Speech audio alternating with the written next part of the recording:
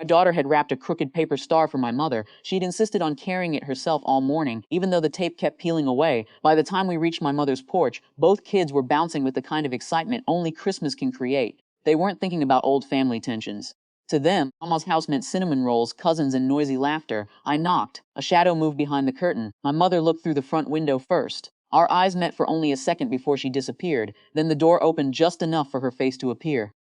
I don't think today's a good day for your kind of energy. My voice wasn't angry. That almost made it worse. My son looked up at me. What does that mean? For a moment, every old instinct told me to argue, to ask what I'd done this time, to remind her it was Christmas. Instead, I looked at my children. They didn't need another memory of adults fighting on a porch. I smiled as steadily as I could. Change of plans, I said. Let's go find the best pancakes in town. My daughter held the paper star against her coat. Can we give Grandma this later? Maybe, I answered softly. We walked back to the car. Inside the house, the empty chair didn't go unnoticed. My brother asked where I was. Mom shrugged. They decided not to come. Nobody challenged the sentence directly. Some accepted it because they always had.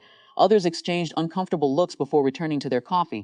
It was easier to preserve the familiar version of our family than to ask difficult questions. The diner smelled like butter and coffee. The kids slowly forgot the front porch. My son declared the chocolate chip pancakes better than Christmas breakfast. My daughter laughed because the whipped cream looked like a snowman with bad hair. I laughed too. Not because I felt okay, because they deserved someone who could make the morning feel safe. Then my phone rang. My brother, the second I answered, he was already shouting, "Why did you cancel Sarah's lease?" Heads turned from nearby tables. I lowered my voice. I didn't. Don't lie to me. She just got the notice. It's Christmas. I closed my eyes. I haven't touched her file. You own the property. I own part of it. There was silence. He asked quieter, then what happened? I stirred my coffee before answering.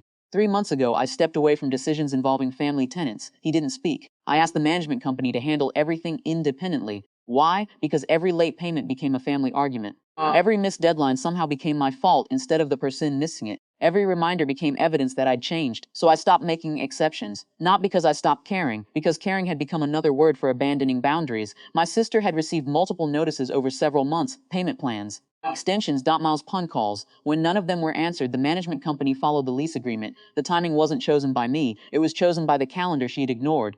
Mom says this is revenge, my brother said. I know, it doesn't look good. No, I admitted, it doesn't. An hour later, my phone rang again. This time it wasn't family. It was the regional property manager. I understand there are questions about the lease. There are. I've already explained to your sister that the ownership group wasn't involved in today's action. Renewal was denied according to policy after months of unresolved violations.